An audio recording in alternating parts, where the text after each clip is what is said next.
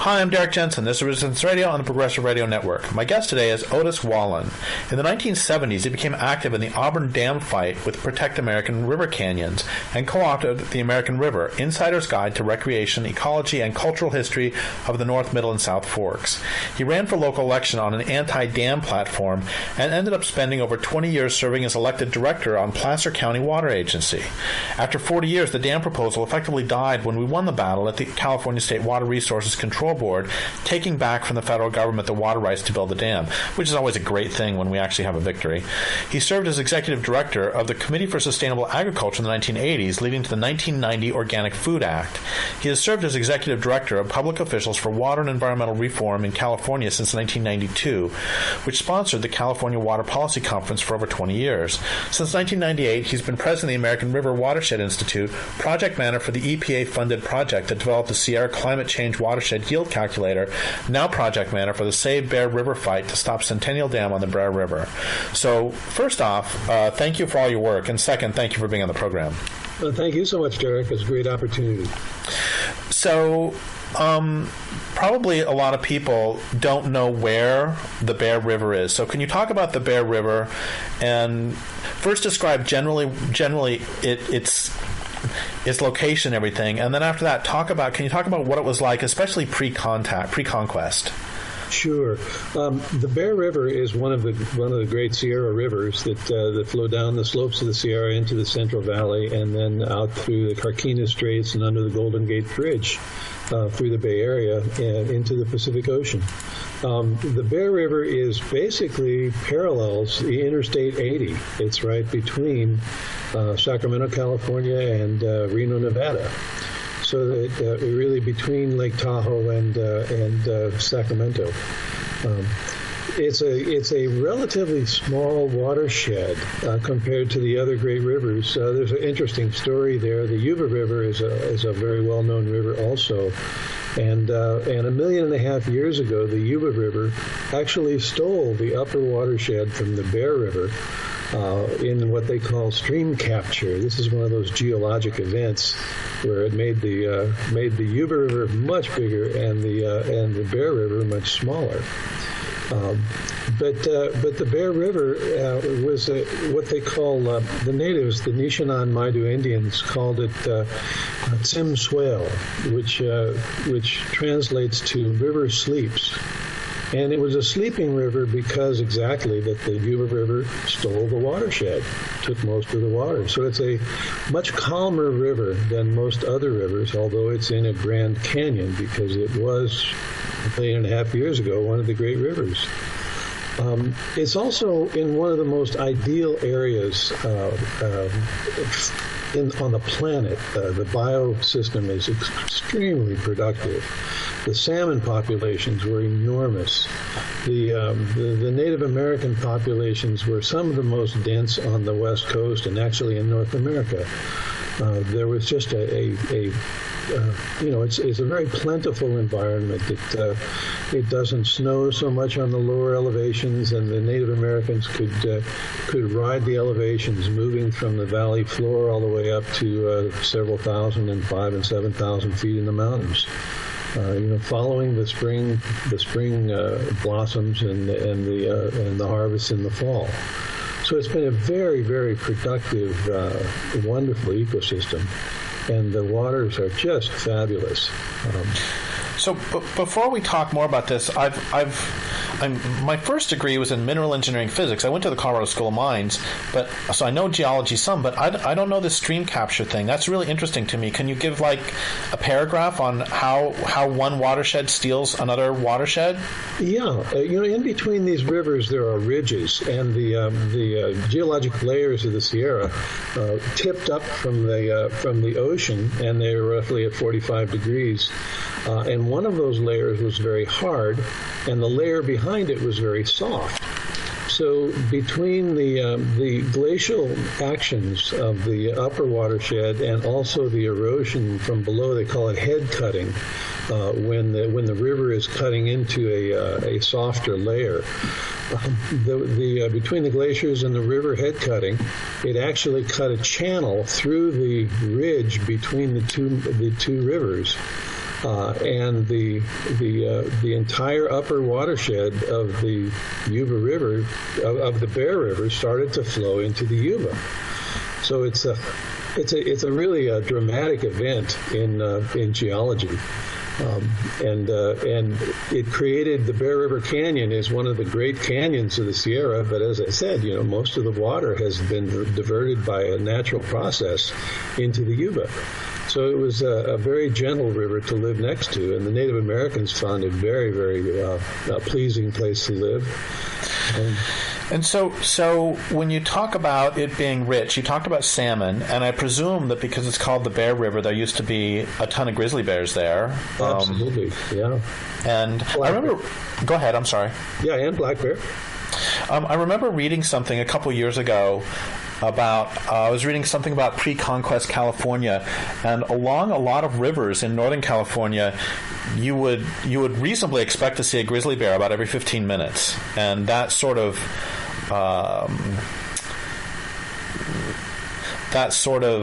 fecundity always thrills me.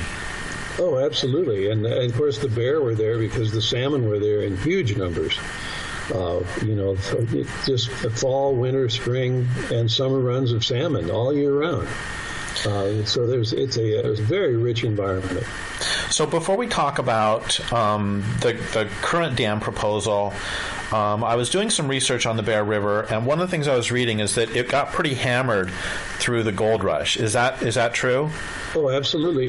It was one of the routes of the Emigrant Trail. It's one of the hearts of the mining era. It had some of the richest gold deposits. That actually is what started the water diversions. Water was diverted from the upper watersheds and actually diverted from that original Bear watershed that turned into the Yuba.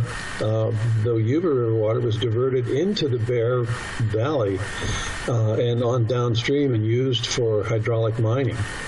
The hydraulic mining put inconceivable amounts of material into the river. It's just impossible to imagine the aggressiveness that those guys hosed down the mountains in order to get the gold. The sluice boxes were like 10 feet wide, 10 feet tall, and a half a mile long. And they just squirted water into the mountains and washed the mountains into these big sluice boxes. And every other day they would put a 90-pound canister of mercury into the top of that sluice box. And all of this material, they've calculated how much material that was. And out of the Bear and Yuba watershed, I did some conversions on that. And if you took a 5-yard dump truck and lined them up, it would circle the world 3 times. A line bumper to bumper of 5-yard dump trucks is how much material got washed down these rivers. So that scoured these rivers horribly. And when finally the farmers in the Valley of California, who were getting inundated by all of this silt from the mining in the mountains, that was one of the great lawsuits of, I think it was the 1870s, when they put an end to hydraulic mining. So this, the water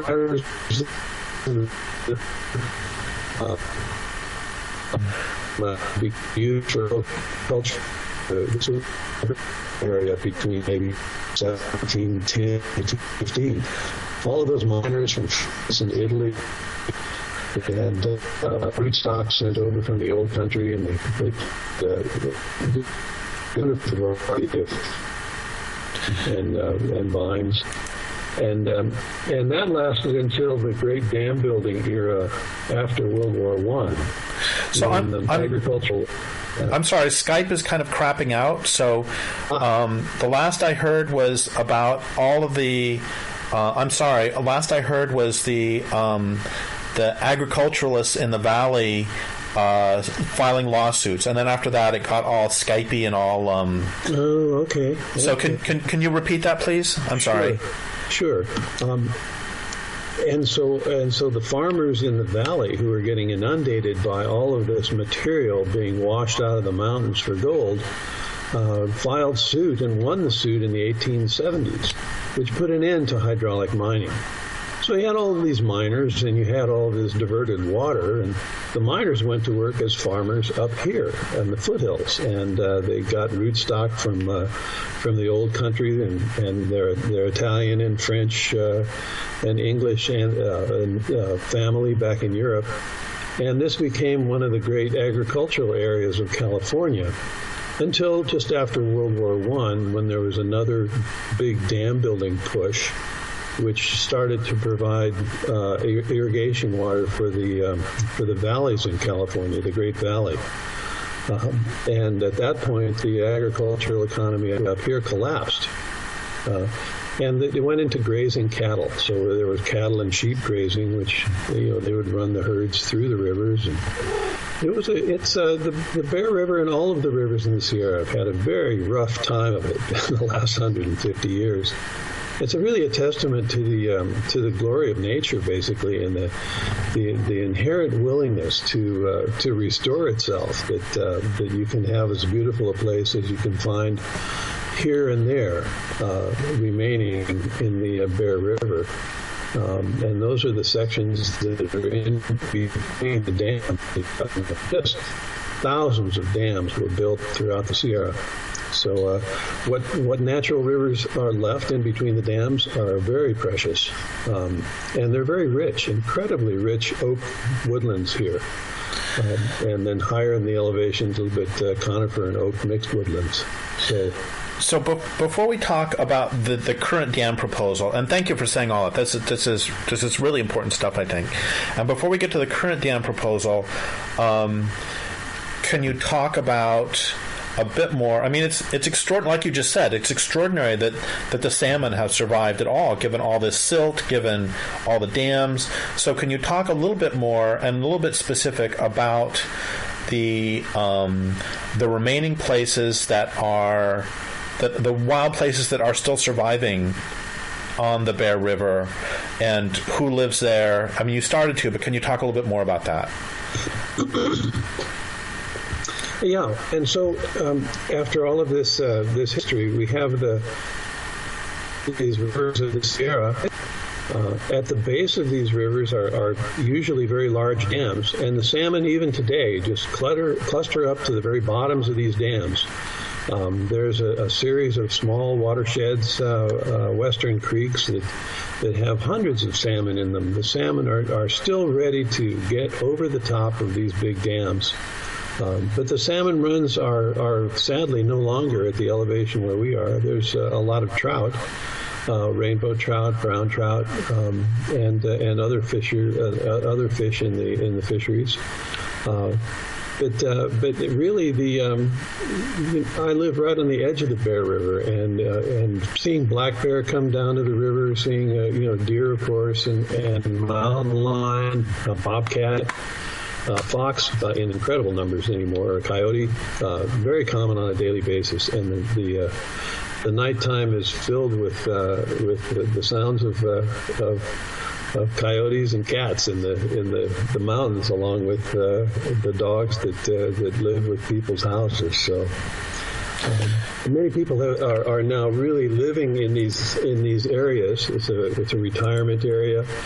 And it has become, in the last 30 years, the grazing and all of the agriculture has basically collapsed. And these are rural estates. Now you're seeing 10, 20, 30, 40-acre parcels with $1 million homes and white vinyl fences and recreational horses.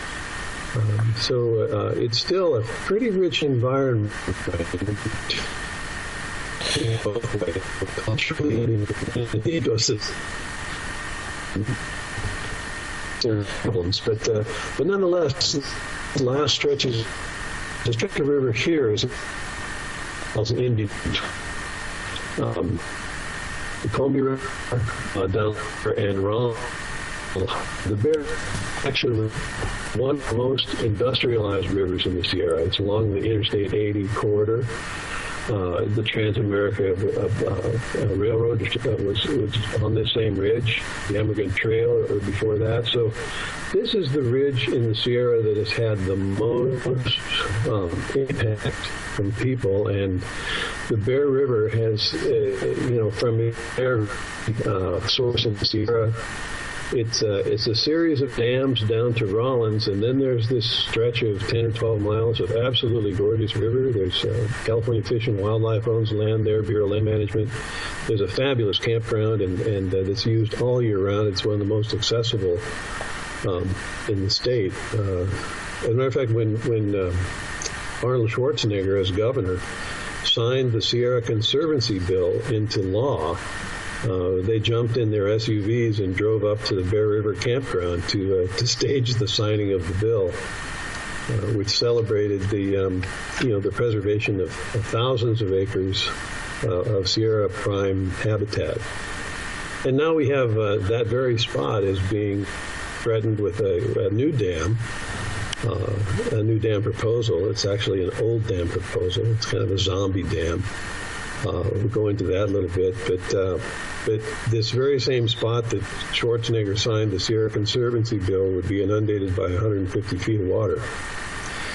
So this dam building era is not over yet. That reminds me of David Brower's famous line about all of our victories are temporary and our losses are permanent. Yeah, you have to fight it on a daily basis. If you lose on one day, you've lost the resource forever. So these battles are difficult, and they're really they take a toll on folks. I've spent my whole adult life in dam fights. This is the third one, and we won the last two. One took half a century, but this I think that we will prevail on this one too. This particular dam was first proposed in 1926. That's why I call it a zombie. These kinds of proposals never quite die. They just go back into the grave, and they wait for some federal or state bag of money to be jangled about. And then they come out of the grave and stand in line and see if they can't get some money. That's what happened here in California with Proposition 1. So take us through the history of this particular dam. Start in 1920 and then jump us up through the present. Yeah, 1926 was the first time this dam was proposed. And it was proposed with a series of dams that were all through the Sierra. And the purpose of these dams, they were called debris dams. And the purpose of the dams was to stop all of the hydraulic mining debris from the mining era of 40 years earlier in the 1800s, to stop that debris from going into the valley. So that was the first purpose for which this dam was proposed. It happened because the state of California came up with a bag of money. And they said, we will help you build a local dam. And that allowed local irrigation districts and local public entities to build these dams. It didn't get chosen. Just to the north on the Yuba River, Englebright Dam was built in order to be one of those debris dams. One watershed to the south on the American River, Clementine was another dam that was built for the purpose of holding back debris. But this dam didn't get chosen. It was again considered in the great dam building era of the 1950s and early 60s. It was looked at again, and the Rollins Reservoir, which is upstream of this site, got chosen over this dam, which they're now calling the Centennial Dam. And then we see these dams fall asleep, and this proposal was not written into the planning documents of the Nevada Irrigation District for over 30, 40 years. It was just missing. There was no mention of it. And a few years ago, California passed Proposition 1, which was called a drought bill. And just to get a little against it, they say that legislation how it's made, lost it to the detail. on this one was... I think this is really crucial, and Skype is crapping out again. The last thing I heard was California passed Proposition 1. Good. So California passed Proposition 1. This was ostensibly a drought bill, and it was aimed at trying to get water conveyed to Southern California across the Delta in Northern California. That's so that they could get a cleaner water supply and a more reliable supply. Now, Southern California are all Democrats, but they couldn't get the bill into in front of the people as an initiative unless they got some collaboration from the Republican side. And what happened there was the Republican side said, we need to have more dams. So in order to get your $9 billion to supply Southern California Democrats with water, you're going to have to put in $2.4 billion so that the Northern California Republicans can build some more dams. It's really as kind of bald-faced as that. So that was the compromise. The initiative went on the ballot. The people of California is stuck in 5 years of drought, voted for it. And now we have this big bag of money for building dams. And lo and behold, a week after this initiative was announced, Nevada Irrigation District pulled this new proposal, which is the old 1926 proposal, out of the rabbit out of the hat. And the zombie came back from the grave, and here we are dealing with it again. And what's the rationale now? And for this dam?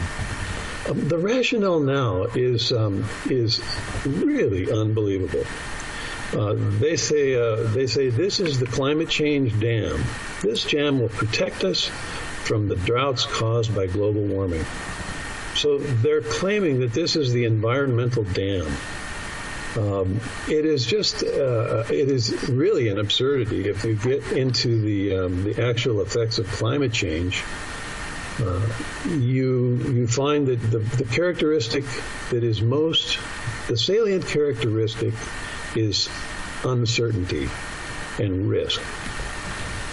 And it is what they're projecting a certain series of weather patterns, and they are projecting a certain amount of water will be produced by this. I mean, basically, they're saying the snowpack will not be there.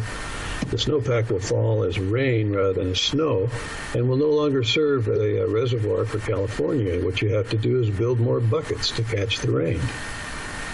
And the problem with that, of course, is that climate change is very unpredictable. And predicting that you're going to have the same amount of precipitation in the future as you've had in the past is simply a flawed approach. And there's a lot of complications with climate change that have not been part of the discussion in the past. Some of these are the way the natural ecosystem reacts to climate change. One of the things that happens is in these upper elevations, when they're no longer covered with snow, the trees no longer are dormant. And when they don't sleep, they transpire and they grow. So the growing rates of a forest goes from like 2% per year back up to about 6% per year, which is what it is at the lower elevations. And that actually reduces the runoff by about 20%. So you have factors like that are starting to come in. They're studying snow sublimation. Which, by the way, I've seen proposals by the state and by the timber industry that what that means is you need to clear cut those hillsides. To which a forest activist friend of mine said, "Why don't they just cover the hillsides with Visqueen and be done with it?" Yeah, well, those are some of the early projections. Right now, the University of California, the Department of Forestry at Berkeley, University of California in Merced, they're actually coming up with a very sophisticated approach to what needs to happen. in order to, first off, preserve the forests from fire. You have this multiple series of, it's a multiple hindrance attack for a forest. They've been managed without fire. It's a fire ecosystem, and the natural fire return in the forest in the Sierra is about every 5 or 15 years. That basically naturally allowed. But fires have been did for the last 125 years. You have the early stock forests. We have to do something with it. On the other side, global warming and climate change, these forests are no longer going through a dormant period, but they're going to be growing 12 months a year. And so that's just a ferocious amount of growth in an unbalanced forest. And actually, Berkeley and the Merced they've realized that you have to intervene on these forests. If you don't intervene, they're going to burn down in a catastrophic fire. We're seeing that every year. These 100,000-acre fires are destroying the entire forest. They're pyrolizing the soils, making it as if you've covered the mountains with visqueen. And what they're now suggesting is you need to manage towards old growth. You need to manage down towards 40 to 60 trees per acre, which is about what you see in natural old growth. And today we have anywhere from 600 to 1,000 trees per acre. So it's a factor of 50 times in some places the number of trees that would normally be in the natural forest. So what we've done to the entire ecosystem and the forest ecosystem and the river systems of the Sierra over the last 150 years is an unimaginable change. And it has not been for the better. If let be, it'll be a catastrophic disaster. And there's almost no choice but to take some active approach. And I hope that it's a wise one. We really need to look at the scope and the scale of the disaster we're facing. My guess is that if we really take a thorough view, the ideas of building $300 or $400 or $500 million dams will just be seen as too risky and foolish. I mean, what you really need to do is begin to actively repair and restore the forests to a more natural condition. And to an adaptive condition that can actually deal with the kind of increased threat from heat and fire we're going to have in the future. It's a tall order, but there are really a lot of good minds that are working on these kinds of approaches to restoring the Sierra. So, and I don't see where putting in additional dams on an already harmed river helps in that. Can you talk about the specifics of the current proposal? How big is the proposed dam? How much will it inundate? What will be some of the costs associated with it? Yeah. Which I don't just mean economic costs, of course. Yes. I mean, this would be the stretch of river in between these two reservoirs that I mentioned earlier, Combie and Rollins. It's about a 11-mile stretch of river, and 8 miles of which would be inundated. A 255-foot high dam. It would retain about 225,000 acre-feet of water, about 115,000 of which they could manage on a yearly basis. Now that's a steep canyon in that area. So when they draw down 110,000 acre-feet of water, the water level in that dam would fluctuate about 130 feet per year, which is hard to wrap your mind around what that looks like. If you've seen some of the pictures of California reservoirs that are in drought. Well, that's what this local project would look like on a yearly basis, even if precipitation were normal.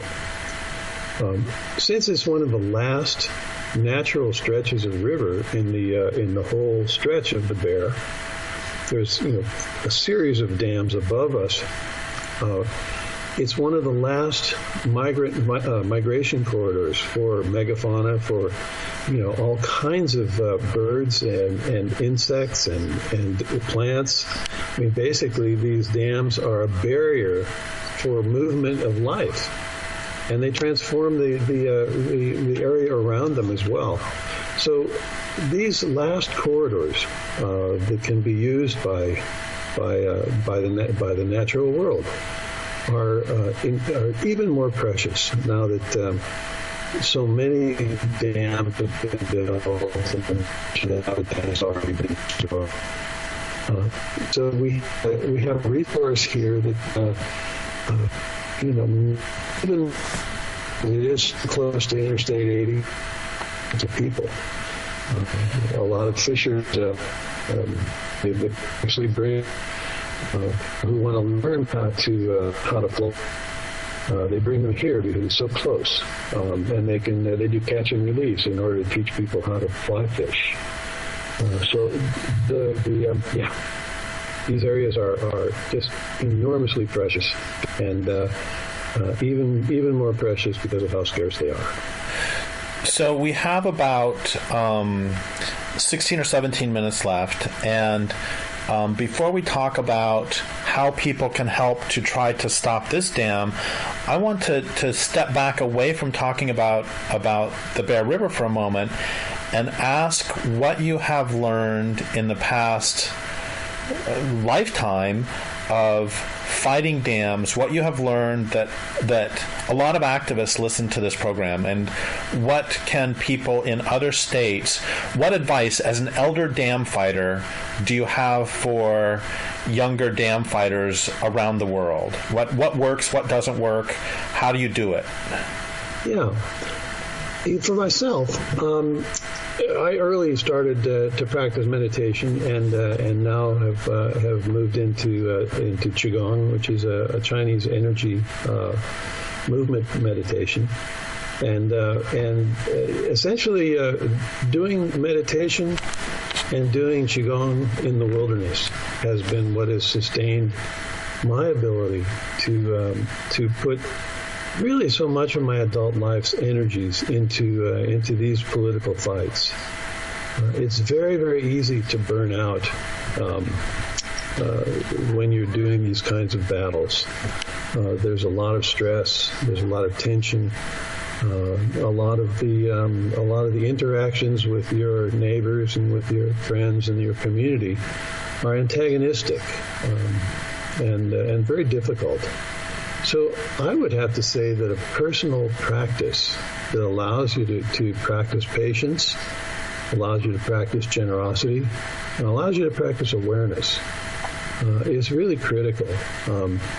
And part of this is not laying blame, but actually being more compassionate towards the dam proponents.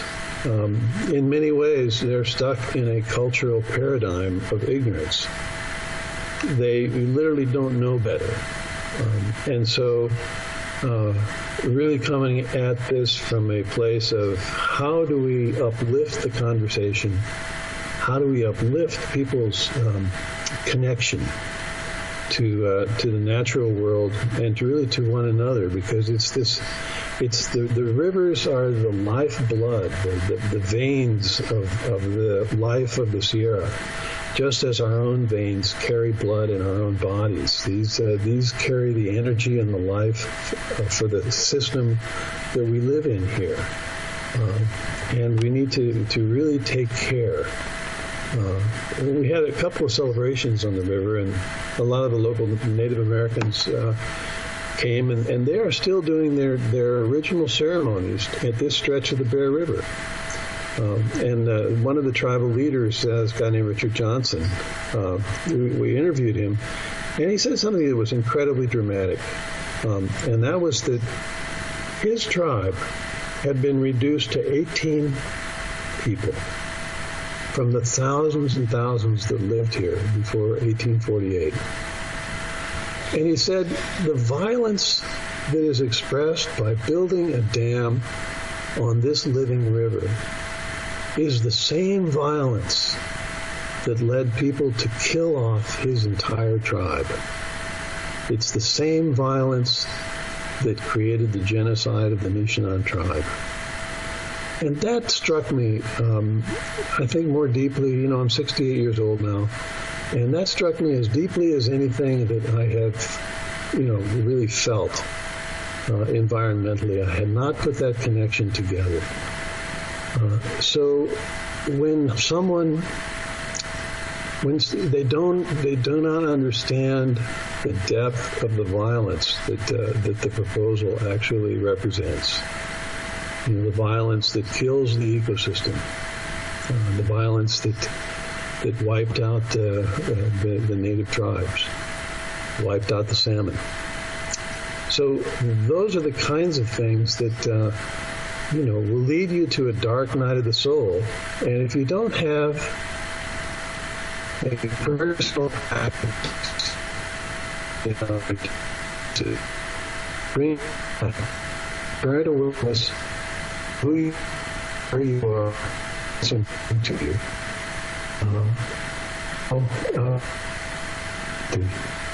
to come the stress of these kinds of battles. But it's really a daily struggle, and practicing and being together with your fellow sojourners and comrades in environmental work. That's what can sustain you over time. And a few years ago, I've been fighting dams also for most of my adult life, and a few years ago, I was getting kind of excited because I thought that there wasn't really the money for big dams anymore, and I thought that the era of big dam building was over. But there are huge dams going in on the Mekong, huge dams going in the Amazon basin, and I have a friend who fights dams up in Washington State who said there are some major proposals up there. And so I guess I loved what you said about the dams being that level of violence. And you also said something about raising the conversation. How can we raise the conversation to understand, so people will understand exactly what you just said about dams being this level of violence against the earth, against the people who live there. And there's a current proposal in India for, I think it's either 3,000 or 30,000 new dams to basically kill all the rivers in India. It's really extraordinary, and I would have thought, sorry for going on about this, but I would have thought that at this stage, having seen all the damage that dams do, I'm kind of stunned that we still have to have this conversation, given what dams have done to the Columbia, the Colorado, what they've done to the Aral Sea, what they've done to the Rio Grande, what they've done to all these rivers. It's extraordinary to me that we have to have this conversation still. And I don't know if you have any response to that or not. Oh, I do. Our human culture is so out of balance. This is locally we have this dam being characterized, this zombie dam being characterized as a new wave of climate change dam, this environmental dam. Which, by the way, one thing real quick is that so far as climate change, dams are counted often as carbon neutral, but they've been also described by people who know better, who know understand these issues better, as, quote, methane bombs. They actually produce, when they're for electricity, which this one sounds like it's not, but when they are for electricity, it actually is higher carbon emissions per unit of energy than burning oil. They're dreadful. Anyway, sorry, go ahead. No, they're absolutely dreadful, and you're absolutely right on the mark. It's like looking at an automobile. If you don't look at the full cycle of manufacturing, how many millions of cubic yards of concrete, very high energy intensive material go into the construction of these things, the transportation involved. It's really horrendous. What we're doing here locally is, and again, because we're in one of the most highly populated areas of the Sierra, and people have been here for quite a while now, I think our approach is being more sophisticated than we used to look at these things. We're no longer just saying no dams because they're wrong. I mean, basically, what we're looking at is an entire range of possible solutions to the problem. For example, the hydroelectric side of it. If you look at the difference in solar and in wind, the price of those technologies and resources have been going down about 10% a year for the last 30 years. That's a trend that's going to continue. Whereas these larger scale hydroelectric plants, no matter of what kind, are really a thing of the past.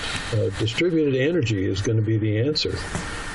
So what we have in this kind of zombie project, we have a project in search of a purpose. And what we have to do is be very sophisticated and very smart and say, what is the purpose? What is the fundamental interest in building this dam? What is it about, more water doesn't necessarily bring you any happiness. If the amount of water you have, if you can deliver the same level of quality of life, that's what about it. That's what we're breaking with electricity. So what we look at the entire range of possible solutions. If we look at better restoration or increase in the high sea that we've used and using the groundwater basins in the valley to augment and make the water supplies more secure, rather than holding them on surface dams, use the subsurface groundwater and balance this with conjunctive use. Conservation. The local irrigation districts and water agencies have done very little with conservation. They have some of the highest per capita water use in the state of California. They have a lot of existing dams. We've challenged them to study the existing dams and try to optimize them. Some of these dams, and actually some of the proposals that are happening locally are raising some of the spillways 5 feet, maybe 10 feet, just incrementally optimizing existing facilities rather than trying to build a new one. If that goes, that's the supply side alternatives, the demand side alternatives, full ranges of conservation, both on the energy and on the water side. So what we're doing is we're doing very sophisticated problem analysis and saying, what problem are you solving with this $300 to $500 million proposal?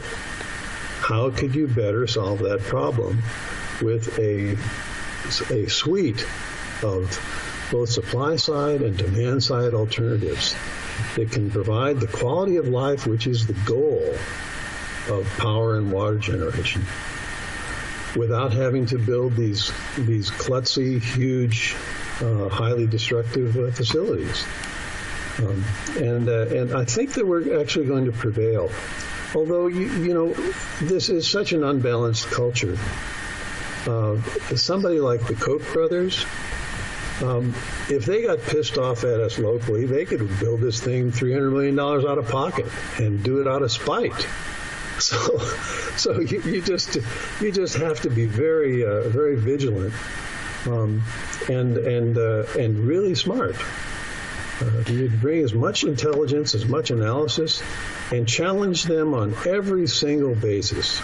An example is the climate change dam. What I'm suggesting is they need to do a full range of analysis for all of the levels of variability not just using the hydrology of the past. They have to look at this thing and really assess what happens if it rains less. And that's actually the prediction of more than half of the climate scenarios. If they build a big facility and there's not enough water to fill it, it's simply a waste of public monies. So we're trying to confront it on that level as well. So it goes to the level of heart, which is that's the first piece. When your heart is in the right place and you understand this, then basically you have to bring your mind to bear to be as clever and as intelligent as you can to resist these things. And it's a long haul. You got to be into it for the long term. It's just, that first dam fight on Auburn Dam, 50 years. And, yeah. So how can people who listen to this help? I know that there's a website called www.savebearriver.com, yes. So they can get information there. What else can people do, both if they're A, local, and if they're B, not local? That's the primary information source, and we will be keeping that updated. We are in the process of redoing the entire website. We have in the next 2 years, there's a host of processes. There's the California Environmental Quality Act studies that need to be done for a draft environmental impact report. There's the federal NEPA that needs to be done for a draft environmental impact statement. There's the California Water Commission and the analysis that they do to see if this is a project that's worth investing in. There's the water rights hearings at the State Water Resources Control Board. There's the licensing of the Federal Energy Regulatory Commission. Each of these licensing and permitting processes has a distinct strategy. And those will be laid out when and where people can be effective as far as a public voice. And where they can be effective as far as donations and money. But significant legal battles that we're going to be fighting over the next couple of years.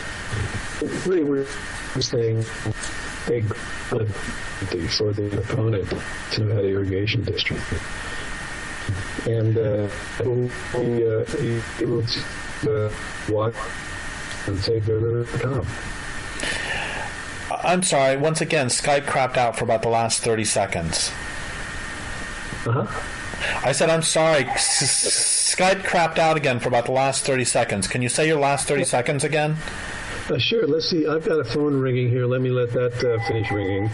And then let's see what was a line? I heard NEPA, and I heard that there were going to be multiple battles fought over the next several years, and then it was all garbled. Yeah. Okay. So over the next few years, we've got the California Environmental Quality Act, Draft Environmental Impact Report. We've got the National Environmental Policy Act, the NEPA Draft Environmental Impact Study. You've got the FERC licensing process to license the hydroelectric component of the dam. You've got an Army Corps permit for environmental purposes. You've got analyses that will have to be done by Fish and Wildlife. You've got impacts that will have to be analyzed on the Bay Delta, and the California Water Commission will be a forum for that.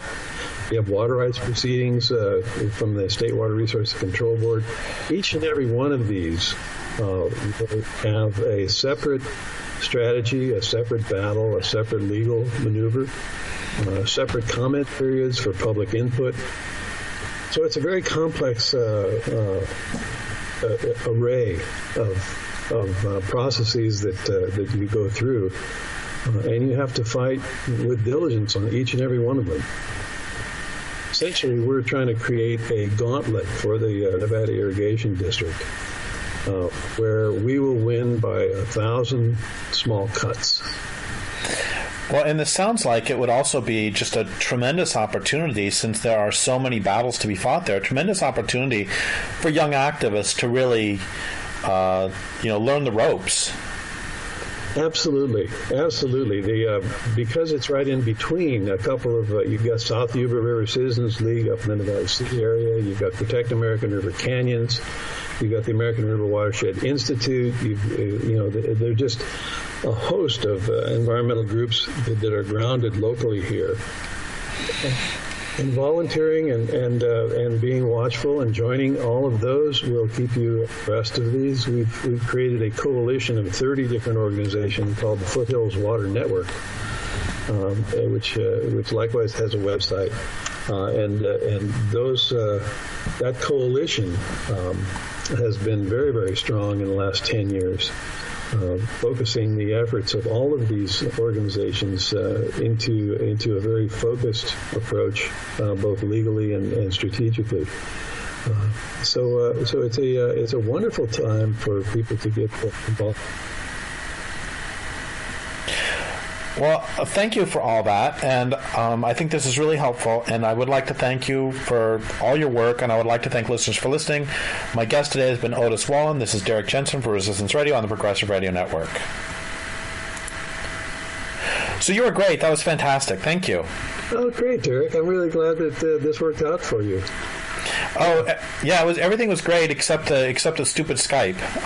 Yeah, hopefully that can be edited out. It's in some skillful way. So, well, we'll see. Or at very worst, it'll still be fine. So this will probably play in 6 or 7 or 8 weeks, and I will let you know about a week before it's going to be up. I'll let you know so you can publicize it and let people know how to listen. That's great. I thank you very much, Derrick. Okay, thank you. Have a great day. Hey, you too.